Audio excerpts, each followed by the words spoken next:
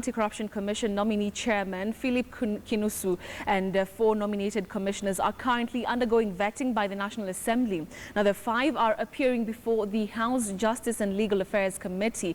Kinusu was the first one to face the team chaired by Ainabkoi, Member of Parliament Samuel Chepkonga. Our senior parliamentary affairs reporter Patrick Amimo has been following the vetting processes there, and he will be joining us shortly. But for now, let's just listen into what is currently happening.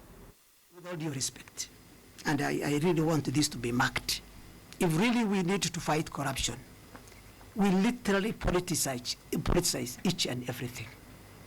Politicizing issues that would have gone professionally silent to be undertaken and brought to book is always destroyed by bad politics.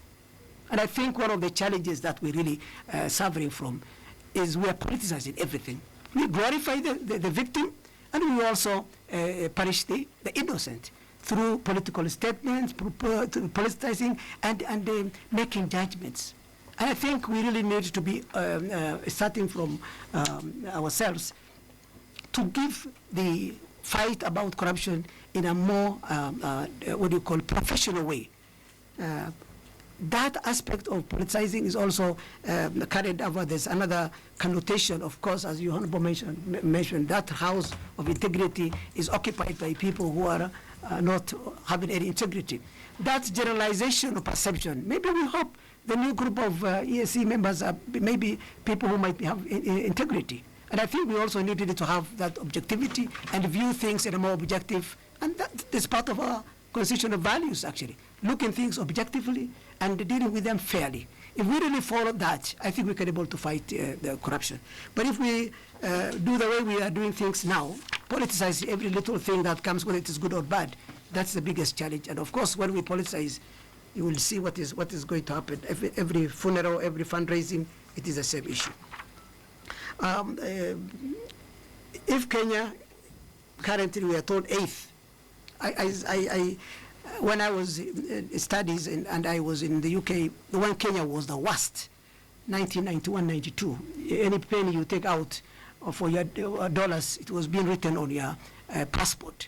And I had a classmate of 25 nationalities in the class where I was.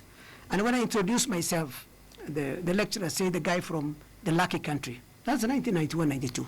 When, everybody even cut us, whatever. Kenya is a very, very valuable country. But the only people who don't know the value of Kenya are Kenyans themselves, with all due respect. It is us. Before, if you want to know Kenya, they will tell you, of course, the runners are Kenyans. That's how they know Kenyans. The big 5, yeah. Now, actually, corruption is another one. And this is a disaster, with all due respect. It's a disaster, and we must fight it. We should not be known as a corrupt nation. And at my own disposal and with my own ability, I really would like to change that in the best way I can able to, so that this Kenya becomes top among the least corrupt, as we are top up in athletic and other things, rather than being among the corrupt. Thank you. Finally, more education. What's the role of the EACC? Thank you. And together, as you mentioned, I think the National Steering and Anti-Corruption Committee is a very vital committee. It looks more on the issue of publicizing and what we call sensitizing or stigmatizing. We destigmatize AIDS, but we stigmatize corruption, because this is an evil that people should run away from. And I think that committee has done a lot, but with all due respect, all the years, one of the challenges had been minimal funding.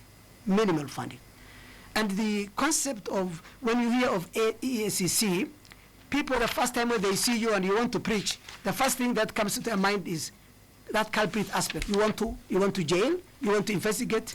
But I think this committee is a more able to go into the what you call the community, and their words are easily taken. And with this empirical, who use chess? How many of our researchers are rotting the shelves? If you don't implement research, it becomes useless.